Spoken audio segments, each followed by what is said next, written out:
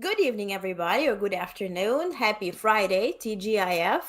I know people say you don't have to live for the weekend, but we all are happy to have a Friday, right? I hope you're doing well. I hope you keep it healthy and sane, and you are ready to consume some national and global news. Today was newsy, but it was a lot of noisy too. A lot of statements, a lot of meaningless statements. And so we're going to cruise right through it.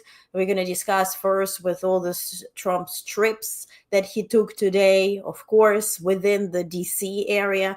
But he said a lot, he showed a lot. Is it going to change our world in any meaningful way? Not really. If anything, it will change our lives, as we know, for negatively. And we will discuss how. As to global news, good afternoon, Michael. Hello. As to global news, Ukraine is preparing for its day off. Ukraine, August 24th. Kharkiv, where I'm from, is celebrating the Day of the City on August 23rd. So this will be going on over the weekend. And with that, also, Mark Rutte traveled to Kiev today, and he to recognize, of course, the Day of the Nation, and to recognize that the nation has been at war for 3+ years because of Russian unprovoked, brutal invasion. And so he sort of summed up all the help that Ukraine has received and promised more. They spoke about this PURL, P-U-R-L agreement, which essentially is an official use for United States to cash in by selling military equipment and all sorts of stuff to our NATO allies who are buying it for Ukraine. And he said, well, a lot of that is flowing and a lot of that is, headed to Ukraine. Check out the video first. 3.5 years after Russia's full-scale invasion, Ukraine continues to stand strong. And your friends and partners in NATO continue to stand with you.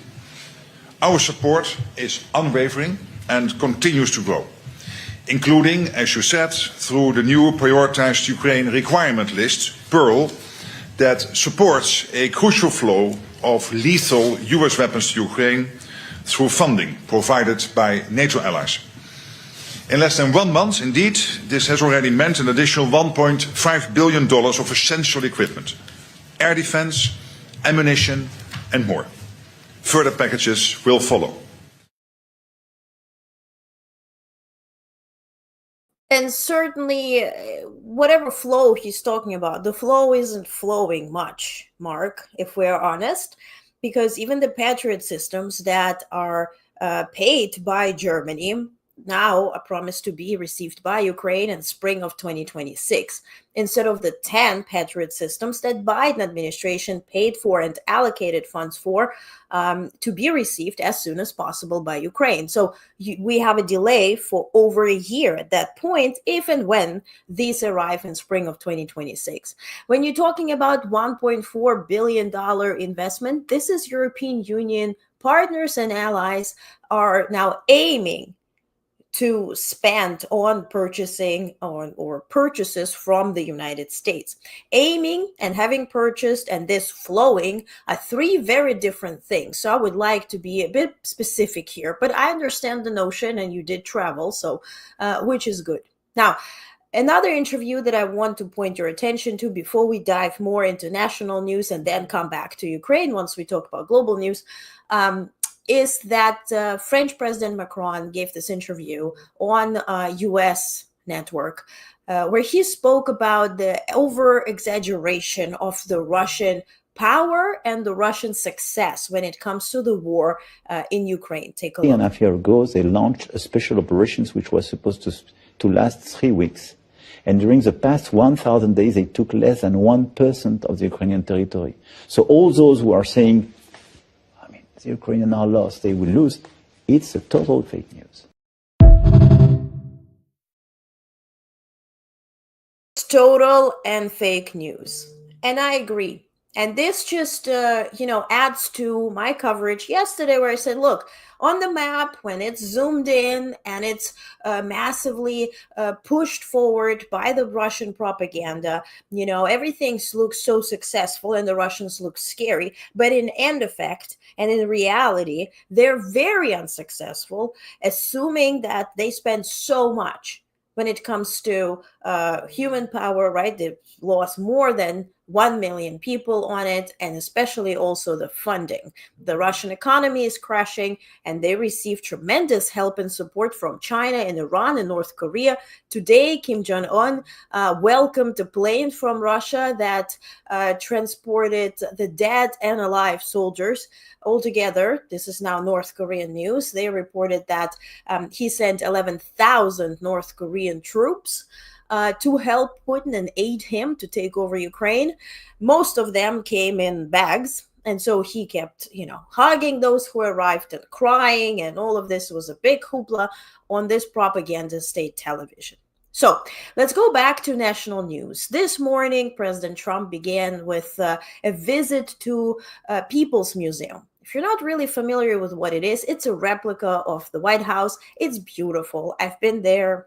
Last was January because I was, comparing it to the Oval Office. I've been to the actual Oval Office and that Oval Office, and it was very,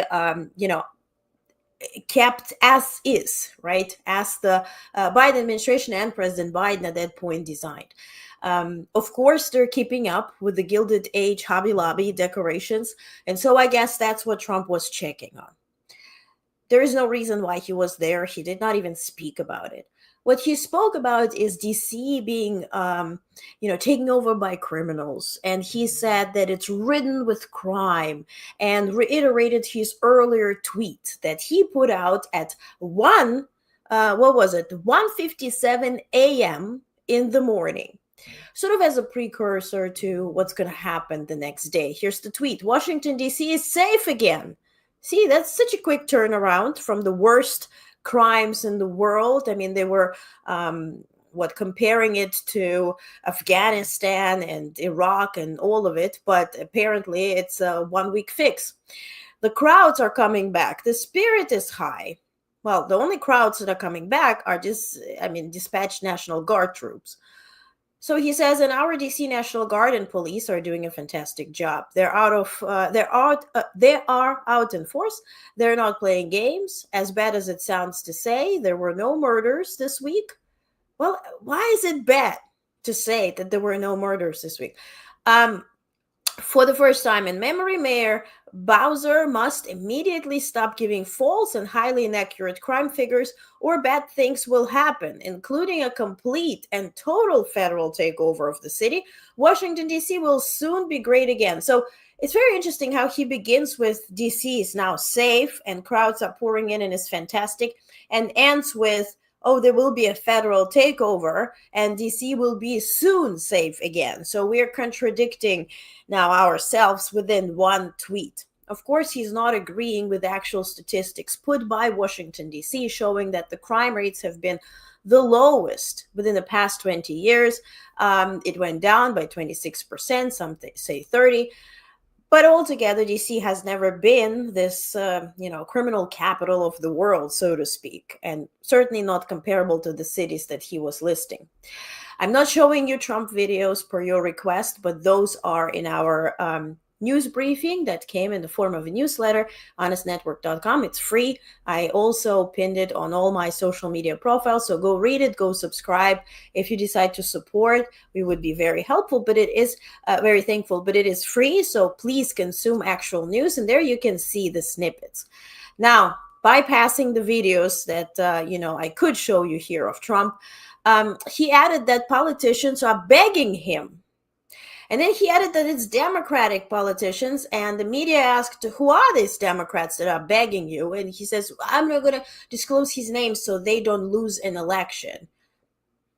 Isn't that in your interest for them to lose an election, and you do everything for them to lose an election, but disregard that?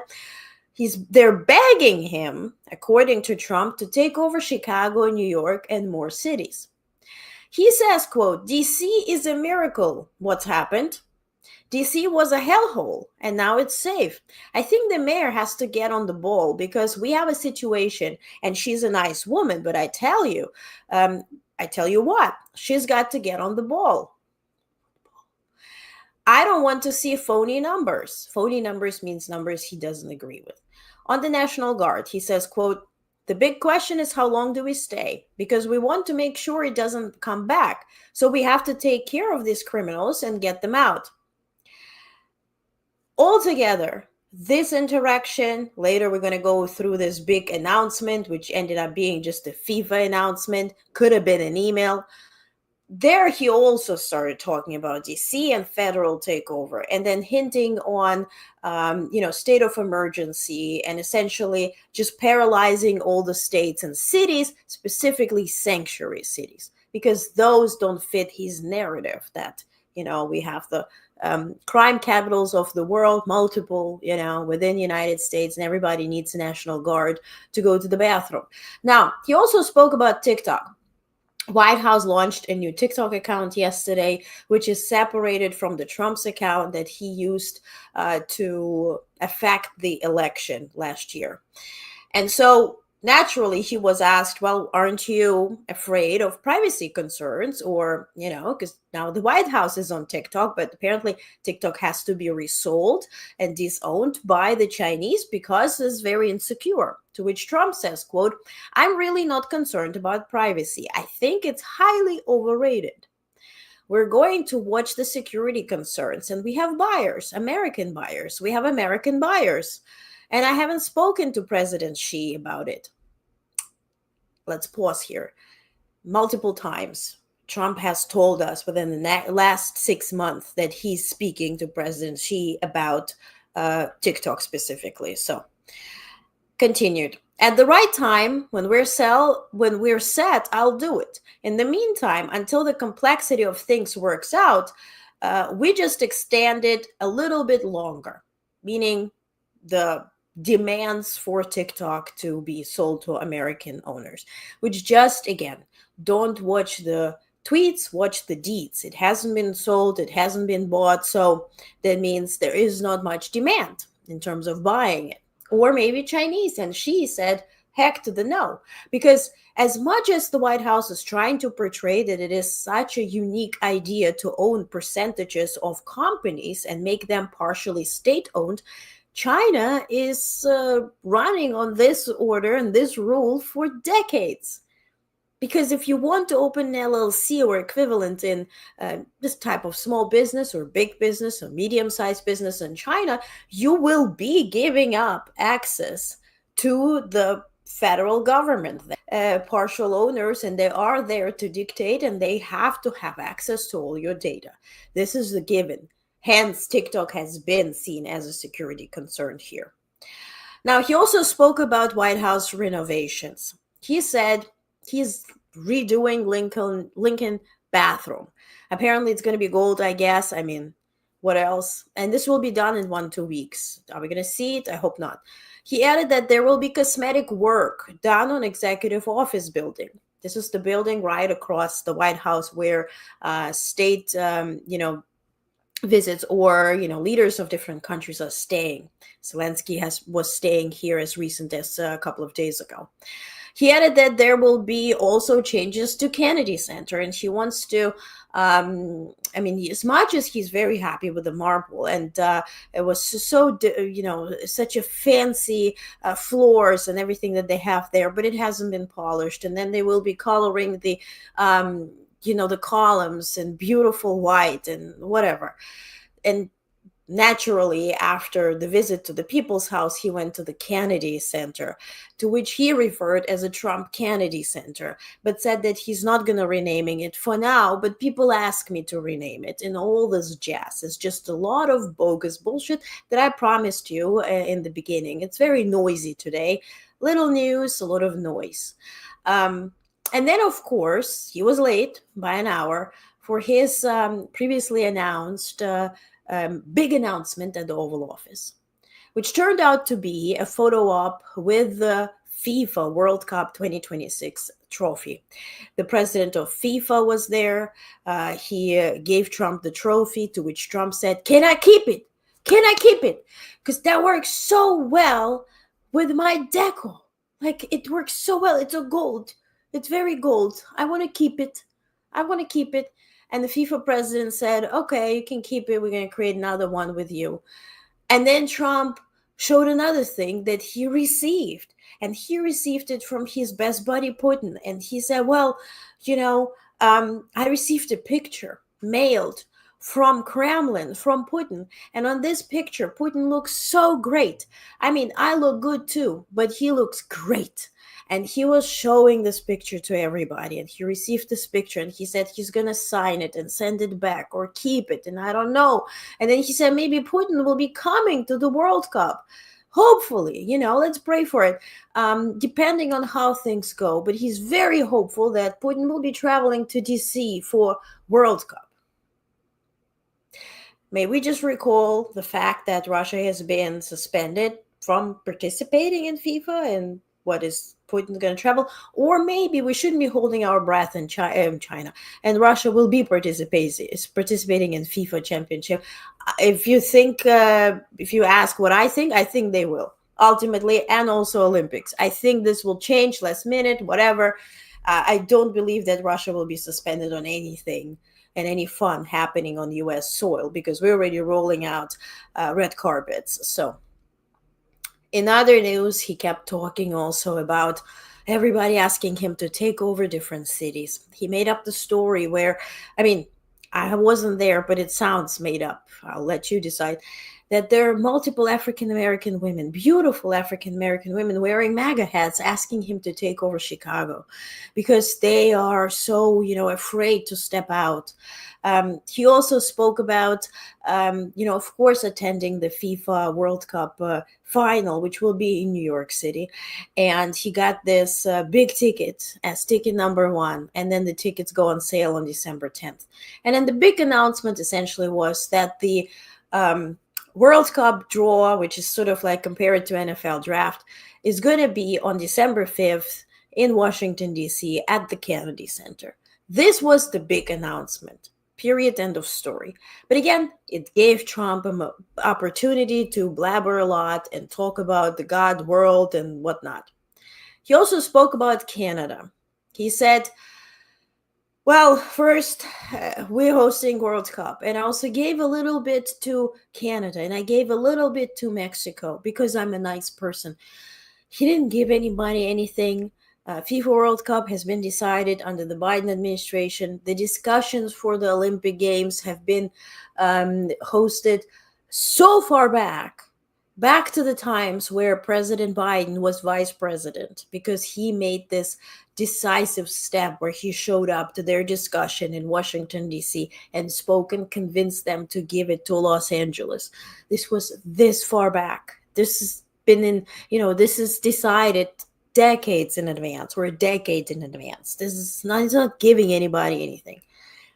And of course, he mentioned also the Canadian news. This morning at 12 p.m. Eastern, on time, Prime Minister Carney delivered a speech, and he had some interaction with press where he announced that Canada will be dropping the tariffs that were imposed in response to US tariffs. And his explanation is because we have to rely on CUSMA, the free trade agreement with the United States. He will be keeping tariffs on aluminum and metals, but he will be dropping tariffs on any products that are under the CUSMA agreement. Now, here we have to separate feelings from facts. And so if we talk about feelings, I feel like, why the hell are you bending over? Why the hell are you not standing up to Trump? Why? We want to see, toughness. This is feelings. And if you feel that way, I feel you.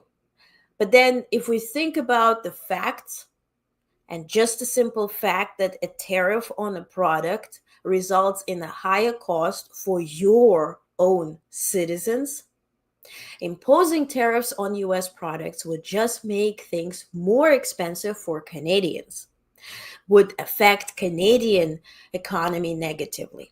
And also paying Trump's attention or try to draw his attention to CUSMA agreement that has been negotiated in such tremendous detail and has been working for years, right?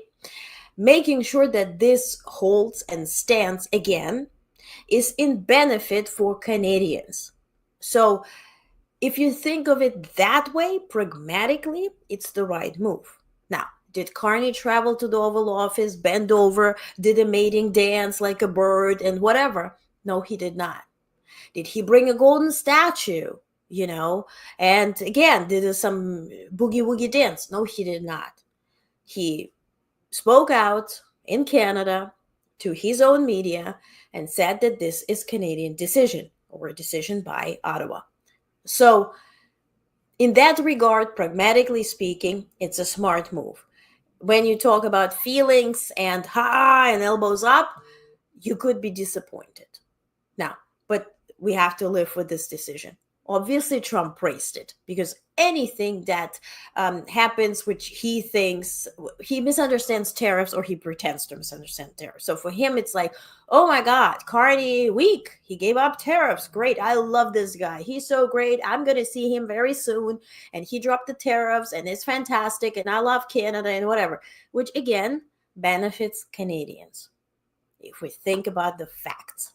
Okay. So on California, he spoke about Governor Newsom, who has been trolling Trump and MAGA world very successfully for a couple of weeks at this point. He went this far that Trump is now not tweeting in all caps, right? Let me check the last tweet. Was it caps? Oh, yeah. See? Boom. He's not tweeting in caps anymore, right? And this is Newsom's result here. Trump, of course, he had to dismiss any mention of Newsom. He said, quote, "I know Gavin very well. He's an incompetent guy with a good line of bullshit. But if he's copying you and what he does is bullshit, does it mean?" You got the point. So again, spoke about Putin, spoke about Ukraine. He said, "I will see whose fault it is if they don't make a deal. I know what I'm doing." Well, he knows nothing what he's doing, and he gives it again 2 weeks. Where's the beginning? Where's the ending of this 2 weeks? I mean, the ball is completely on Putin's court, and he doesn't want to do anything. And we're going to discuss it because Kremlin keeps issuing statements. Now, he also spoke about Epstein files. He called it the Democratic hoax. He said that he told Pam Bondi, our, the head of DOJ, release everything, release files, whatever, because this is a Democratic hoax. And there were people maybe mentioned who just live in the proximity, and then it is unfair to these people, but then release it, but then whatever, blah, blah, blah, nothing. He's just distracting from releasing these files, nor they are planning on doing it. And now they're using courts and phrasing their demands and ask for the courts to release the files so that one particular way that courts would be denying it. So in this regard, there is no news at this point. Privacy is overrated. Hi, Tony. Yeah, well, he doesn't care about privacy. President of the United States. Hi, Claude. Hello. Jules, thank you so much for sharing the broadcast. Thank you. That's so bad and creepy. So a lot of things that you can refer to in this regard. The softening of murderous dictator wanted by ICC so bad, right? Exactly. Hi, Bonnie. Hello. Take care. Hello. October 7th was staged by the same Jews in Knesset that started Hamas and pre-warned well, this is your opinion. I would not go this far to say that this was staged because we saw people getting murdered, innocent people, kids. What your reason behind it is, and what, every year when it comes to 9/11, people come up with everything and anything. But I would like to focus on that more than 2,000 people, almost 2,500 people died in New York on 9/11. So many innocent people were murdered and slaughtered on October 7th, and let's focus on that. And these people did not get justice. Now, you have to separate Israeli people from Netanyahu, who tries to stay in power. Same as you have to separate Hamas from Palestinians that were taken over by Hamas. I mean, Hamas was elected and then they changed and essentially dismissed the constitution to stay in power since 2016. I was at the UN. I saw at that point the royalty of Palestine and the former leaders coming in and crying and saying, help us get rid of them. But that would have meant a takeover, which UN is not facilitating. So I've been in those meetings, and this is a very difficult situation to digest. You see a lot of numbers that are showing you how many people died. You see people being very stubborn. You see people don't moving an inch right or left and just vetoing any type of decision. And then you see increased numbers of death, which was one of the reasons why there was no space at the UN that I felt comfortable in, because death is statistics. And so issuing such statements that this was used, this was that, this is your opinion and you're entitled to have your opinion, but let's not see it as a fact, okay? As much as I can have my opinions, and I will not say that those are facts. Now, Jules said exactly, those are separate. Israel government and Israel people are not the same. Indeed, and you see it in action. You see it in action when Israelis are coming out. 200,000 people did protest against Netanyahu, against takeover of West Bank. We saw it, right? As much as when I see you guys commenting, why do I refer to Russians as they? This is Putin and this is Russians. And I'm sure there are good Russians because, I'm from Ukraine. And of course, in my blood, there are Russians and we all are mixed. And partially, some folks in my family who no longer are alive were in Moscow and whatnot. But the idea is, if we don't see protest in action, if people are silent, if people are supporting, if you see influencers, people on television, entertainers, artists supporting the invasion of Ukraine, yes, their motivation might be just to stay alive and avoid windows or stay in business and feed their family, whatever the intention and motivation is. But we see them keeping Putin's regime alive for one reason or another. Meanwhile, if we speak about Israel, we saw people going on and protesting. Yes, the situations are different in Israel and Russia. Nobody is shooting protesters in Israel yet, right? So now let's talk about Ukraine. Ukraine developed this very effective missile. One thing is it flies very low above the ground, so it cannot be detected by radars. And it also travels very far. Its range is 3,000 kilometers, which allows Ukraine to knock out whatever they want to knock out. So it also can carry 1,150 kilos of warhead. So Ukraine used it today, overnight. and they used it against Russian oil production facilities, refineries, major refineries, and they did the very successful strike. Politico was first to report it. The missile, of course, at this point can reach virtually any target deep inside Russia beyond the range of Ukraine's drones. So this is a very good development. This is to the point where I said, European Union, defreeze the Russian assets, right, from Russian oligarchs, use it to help Ukraine. Do I have a video? I should have a video of how that all went. Important. One. Do I see it? Yes. So this is Ukraine striking this oil refinery in Russia, very far and deep inside Russia. Hence our, headline and title of today's live stream and newsletter. Ukraine strikes deep, and so this is, of course, a very good development for Ukraine, a very scary development for Russia. So if we had a leader, hint, hint, who wouldn't be bowing down to an international criminal and dictator, now would be a perfect time to put that baby in the corner and push them out and explain to them that if you don't go by our rules and our negotiations, that flamingo is going to fly right up your behind, because now we can't reach your behind, wherever your behind would be. But we don't have that leader. We don't have this person to stand up to murderous dictator. We have people who dance with him. So Russia was striking as well. Russia did attack Konstantinovka with FAP bombs. Those are bombs that when they explode, they have little particles and they hurt more people. And FPV drones. They targeted 21 residential buildings, 5 administrative buildings, a shopping mall, and a gas pipelines and other infrastructures. At some point, they bombed a residential building where people were deep asleep. This was in the middle of the night. Here's a picture of it.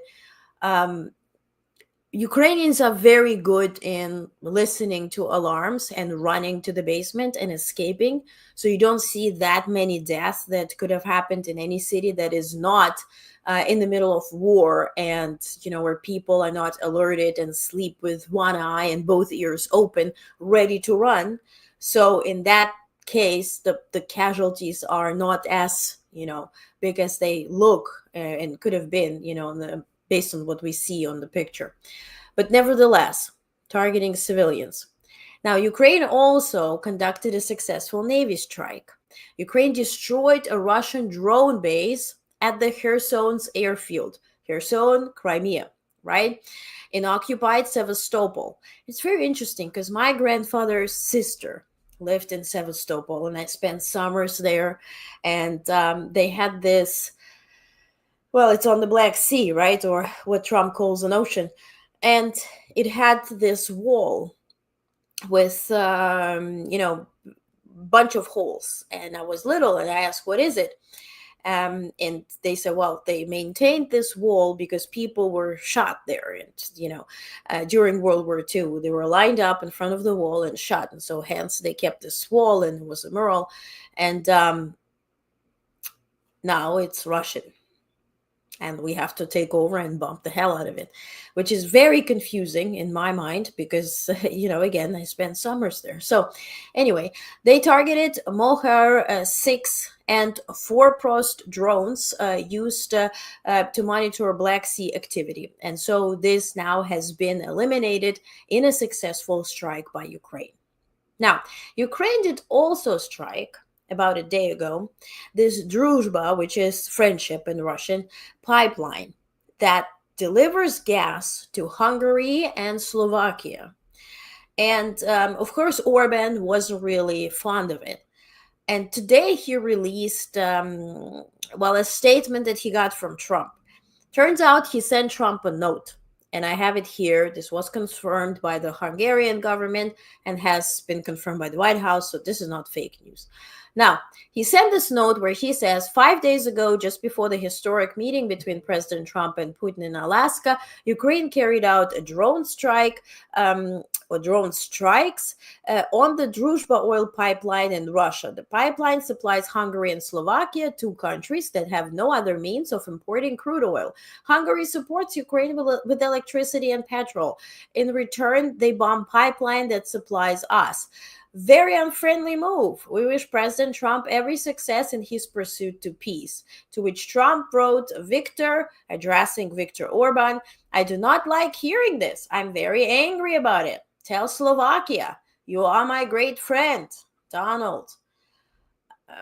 First, it's very interesting that he pursues every single opportunity as an autograph request. But really? Really?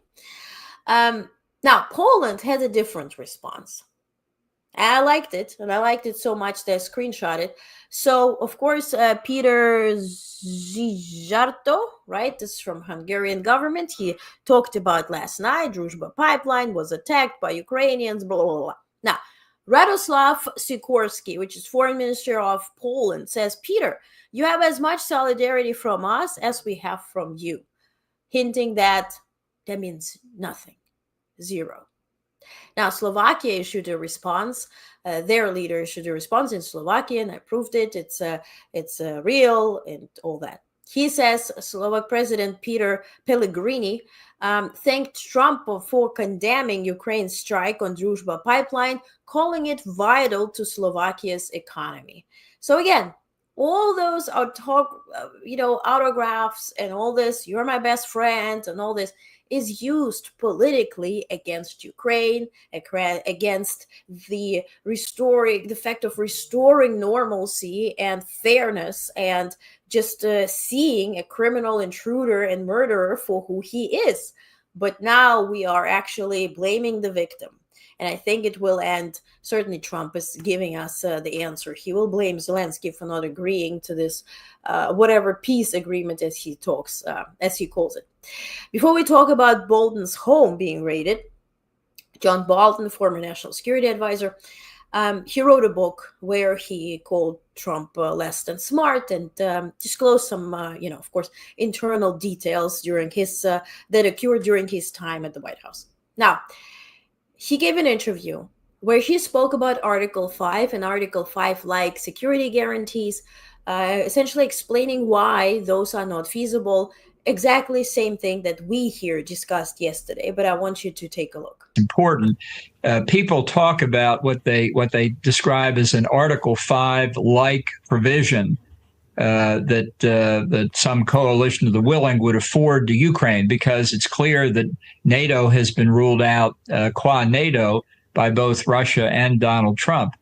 So when you say Article 5-like, it's people say they remember the phrase, an attack on one shall be deemed an attack on all, which is a very strong phrase, but they forget the phrase that occurs a little bit later in Article 5, describing what the obligation of each NATO member is, and that is to take, and I'm quoting now, such activity as it deems appropriate.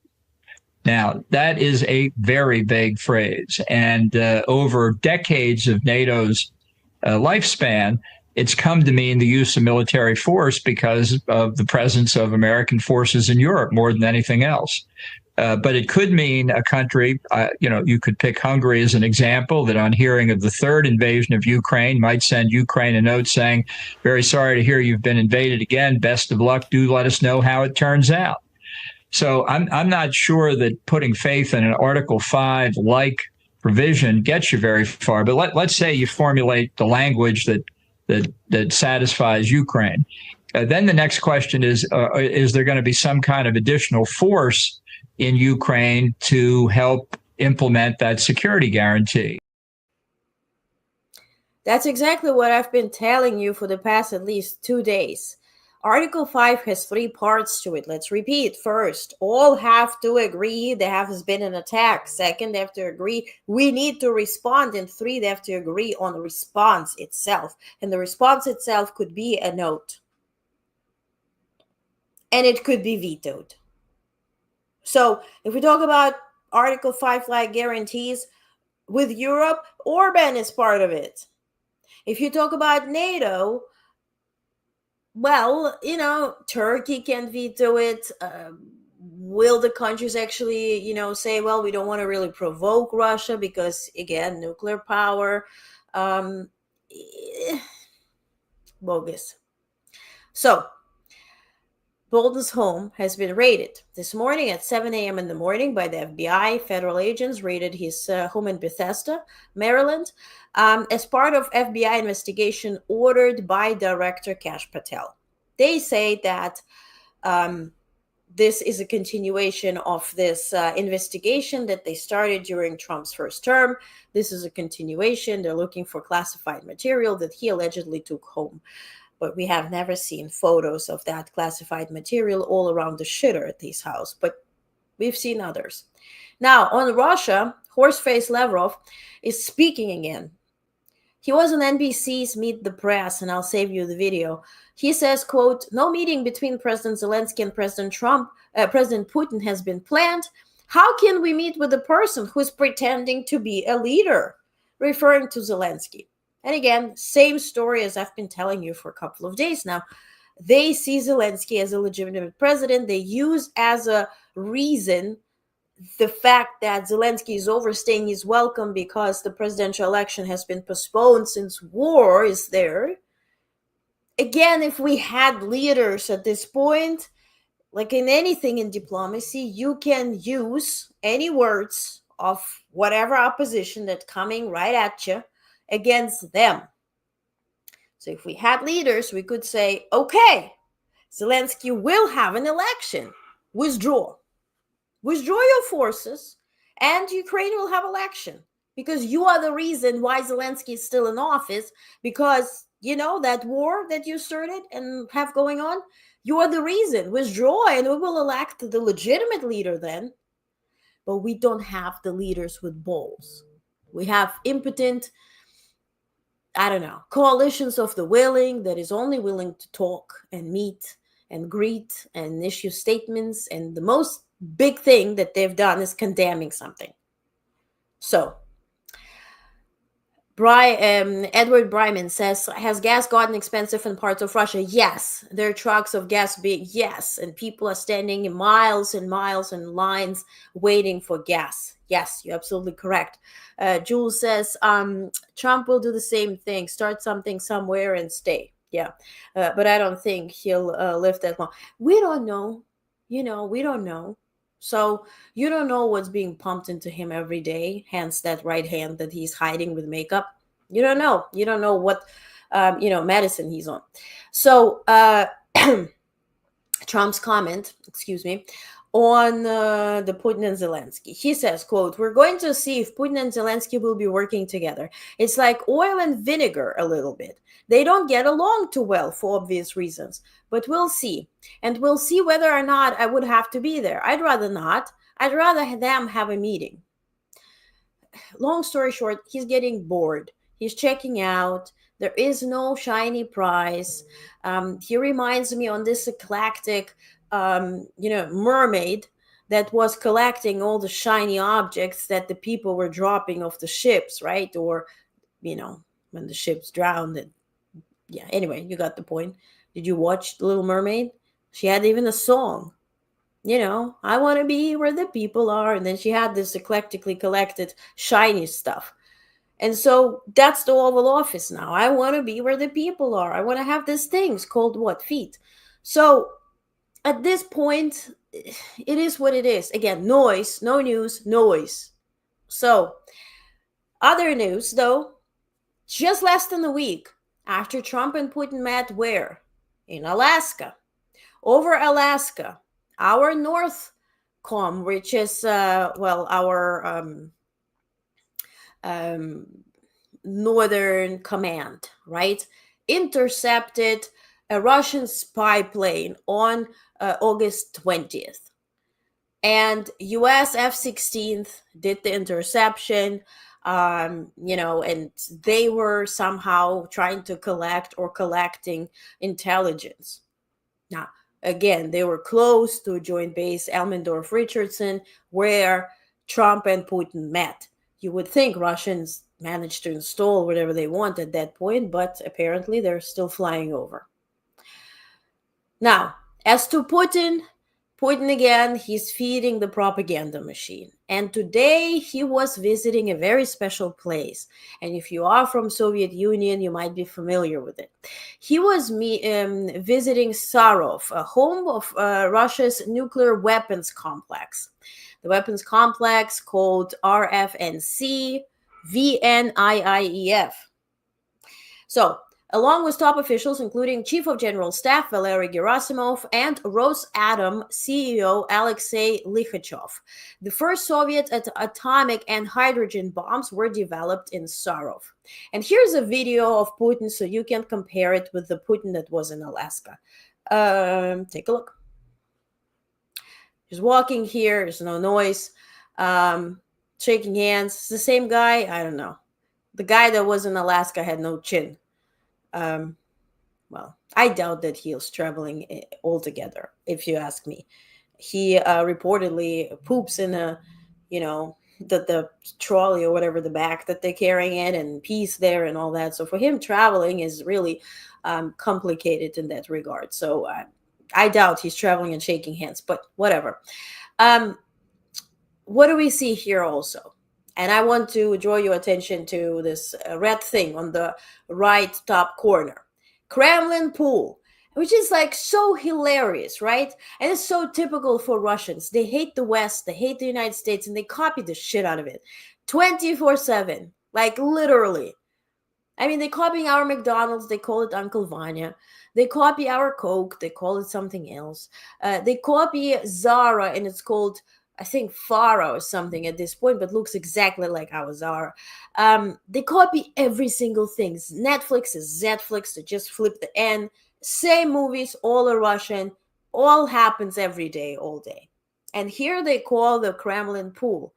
And if you know the history why the press pool at the White House is called a pool, it's because Nixon turned the internal, the inside the White House pool into a room for press. They literally covered the pool's still there. And where the press is there, the Brady briefing room. This happened under Nixon. And so in 1914, it was under Roosevelt. The pool idea came together, so the press would be at the White House reporting on the president, and then Nixon turned it into a press briefing room, but it was a pool room, and so it's a press pool. So for Russia to use this terminology is just so ironic.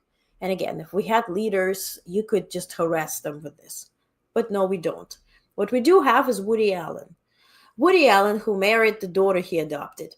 Woody Allen, 89, will headline Moscow Film Week online as a guest of honor. The Kremlin-backed festival will also feature pro-Russian filmmaker Emir Kusturica, that I'm blessed not to know about. But it is what it is. Woody Allen supporting Kremlin propaganda. As to U.S. intelligence service, the Office of the Director of National Intelligence, or closed ODNI, will reduce its staff by 40% and eliminate the agencies responsible for monitoring foreign election interference, per direction of Tulsi Gabbard.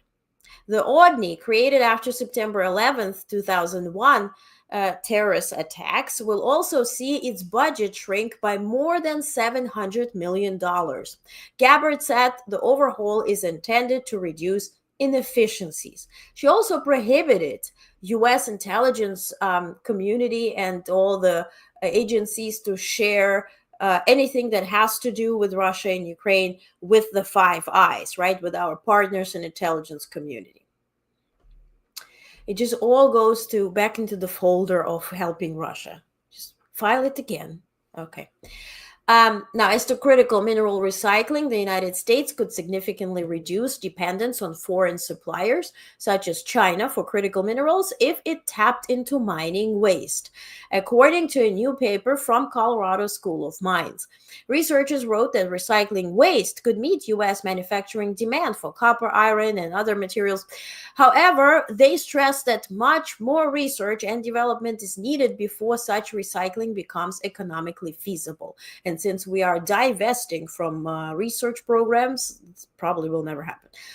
Anyway, if you're from Australia, kudos to you. I saw this high speed train traveling all across Australia, which like is super fast and it just runs on solar power and has absolutely like zero emissions. Kudos to you. We could have had that, but we have concentration camps.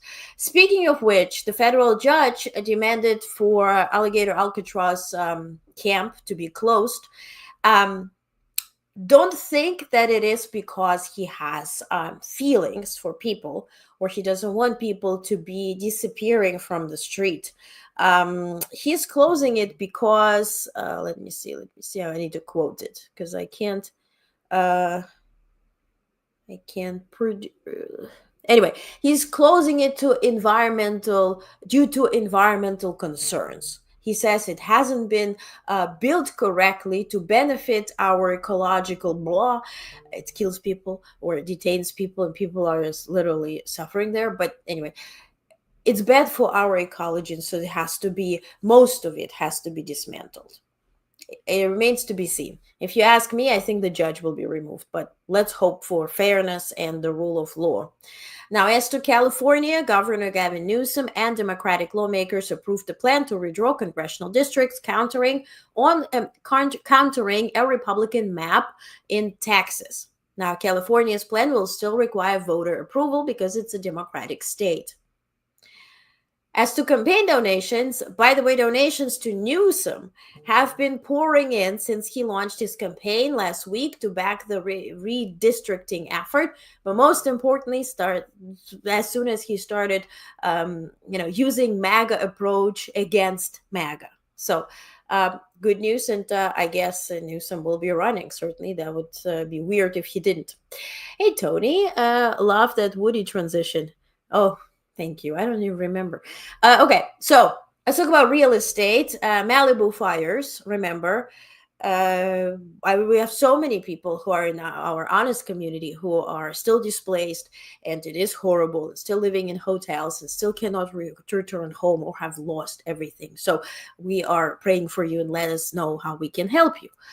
But in other news, and we don't know who that person is, but a foreign investor quietly purchased 9 oceanfront lots in Malibu in $65 million purchase following January wildfires. The investor reportedly assembled a private team to track down property owners because the desirable sites were not publicly listed.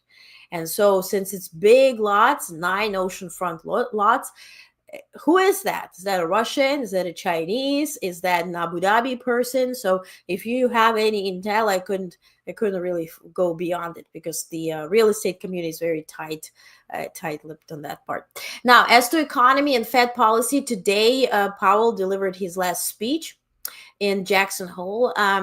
Fed chair indicated 25% September rate.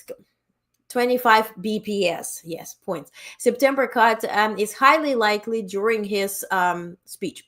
One of the clearest signs yet from the Fed. So he indicated that 25 points will be a reduction, but he's saying that the entire Fed is monitoring what will this tariffs result in. And so they don't want to be jumping around and, producing any cuts or rate cuts because they're stressing the importance of tariff-driven inflation. And we haven't experienced it yet because, again, just if you think logically, so many companies have purchased such big amounts and volumes of products knowing that the tariffs would be coming. So the reality will strike us a bit later, certainly during the what they predict during the winter month and the holiday season. Now, as to federal government and policy, some quick news. Homeland Security Secretary Kristi Noem announced that she must personally approve all expenses over $100,000 to crack down on waste, and this move has created a backlog of critical contracts. Now, the Office of Management and Budget is refusing to fully fund the HIV program despite a congressional directive. Okay, they're just listening to Trump.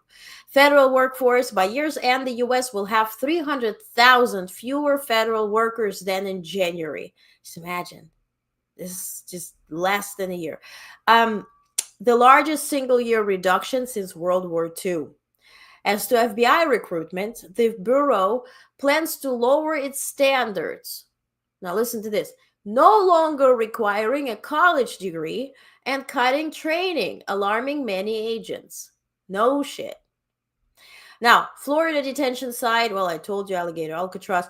Immigration trends, for the first time in decades, more immigrants are leaving the United States than arriving, a new study has found. Again, you say. Yeah, and yesterday I mentioned this. The point of American Dream is based on immigration, on people dreaming that you will come to this land of the free and you will adopt the flag as yours and hug it and build a business and, blossom and build your life and take good care of your family and loved ones. So immigration is part of it. Trade is part of it. Us isolating ourselves and also paralyzing our citizens and those who remain will just completely reverse the direction where we headed. So we'll make it more Soviet Union than anything. Speaking of Soviet Union, the White House published a list of objectionable Smithsonian exhibits, including materials on sexuality, slavery, and immigration. Also, they're taking the money that's supposed to be for PBS to produce cartoons that will educate children that slavery was great. Travel ban ruling. Another judge ruled the administration unlawfully withheld visas under Trump's travel ban.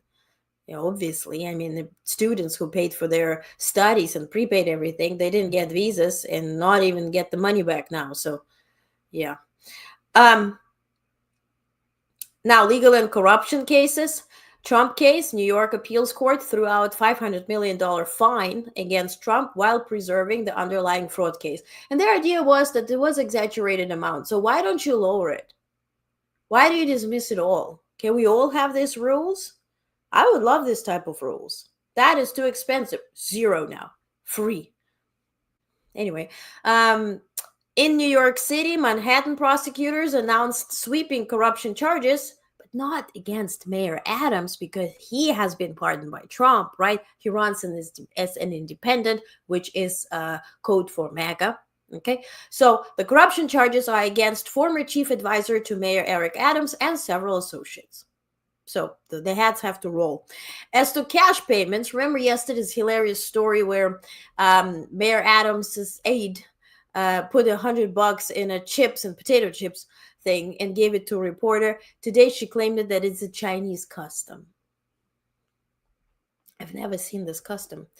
And now to some global news real quick, and I let you also read everything in our newsletter, which then you can skip everything I said.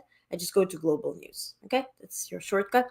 So Middle East, Gaza. And today is a significant day. And today is not directly attributed to Netanyahu, but kind of is. I would also blame the entire community or global community for it. UN-backed Global Hunger Monitor declared today that an entirely man-made famine is occurring in and around Gaza City. I want you just to sit with it for a minute. 2025, we have access to anything and everything. We spend money on Ozempic so we can paralyze our stomachs so we will eat less. We have surgeries to remove fat from our bodies. Meanwhile, we have entirely man-made famine happening. not so far from us. Do you think people in Israel don't take Ozempic? I bet they do. And right next door is this.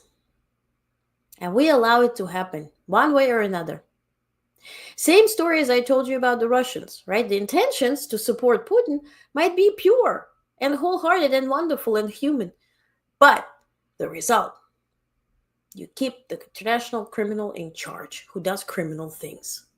You know, a duck quacks like a duck. Don't expect duck to dance ballet suddenly. Now, conditions elsewhere in northern Gaza were described as a similar or worse, though an official famine designation was withheld due to evidence gathering challenges. The declaration comes as Israeli security forces advanced into outskirts of Gaza City to begin a declared military takeover. Prime Minister Netanyahu said yesterday that Israel would resume negotiations over the release of Hamas held hostages and a potential end to the war. Blah. You know, same story as Trump is giving Putin 2 weeks. Come on, it's so annoying at this point. Quickly about China and Pakistan. The foreign ministers of China and Pakistan met in Islamabad and agreed to maintain close coordination. This was said by Pakistan's foreign ministry. Talks focused on second phase of the China-Pakistan economic corridor. Quickly to Latin America, Chile cabinet is being shaken up or shook up. Finance Minister Mario Marcel resigned Thursday, just one day after Agriculture Minister Esteban Valenzuela stepped down. Marcel, a moderate voice in President Gabriel Boric's left-wing administration, cited personal reasons, and Valenzuela resigned after his party withdrew from Boric coalition. The departures come as Chile's political parties prepare for November general elections. As to China, lastly, Xi is trying to control who's going to become the new Dalai Lama. And the actual Dalai Lama is doing everything to prohibit it. So President Xi Jinping made a rare visit to Tibet, praising local authorities for efforts to combat separatism. The trip comes ahead of the succession process for the next Dalai Lama. The current spiritual leader, aged 90 and based in India, has said his office will identify his successor in direct defiance of Beijing's intent to control the decision. And again, this is authoritarian regime, very familiar to us in the United States, and it's our future if we don't do much. Lastly, coming up in South Korea, President Lee Jae-myung makes his first overseas trip tomorrow to Japan. Again, we're stepping out and others are stepping in. China is stepping in to have close relations with Brazil. South Korea with Japan. We're losing our authority just by distancing us from our trade partners because we impose tariffs on them and just misbehave altogether. Now, in Taiwan, tomorrow voters hold a referendum on whether to restart a nuclear power plant shut down in May. Now, this is has all this good intentions. They're not getting nukes. It's a nuclear power plant. Just to point the picture. All right, and I'm done. It's over. I'm going to be on U.S. Open this weekend. Trying to figure out what tennis is. I told you already yesterday. So I will record some footage, and so that will be on our Sunday edition this coming Sunday. Yeah. And also what I did announce on Blue Sky, you know how everybody from this administration harasses museums. So I have reached out to a bunch of museums and already arranged time to record, tours, direct conversations with educators and people at the museums, like the Rurik Museum, which Kremlin would hate. He escaped the regime, and I'll tell you all about it. Also, the 9/11 memorial. I'm also going to be covering the ceremony there. All the museums. I'm also trying to shine light on smaller ones that do depend on funding, and also there will be a tour with the fat and the golden. What do you call it? Where the gold is the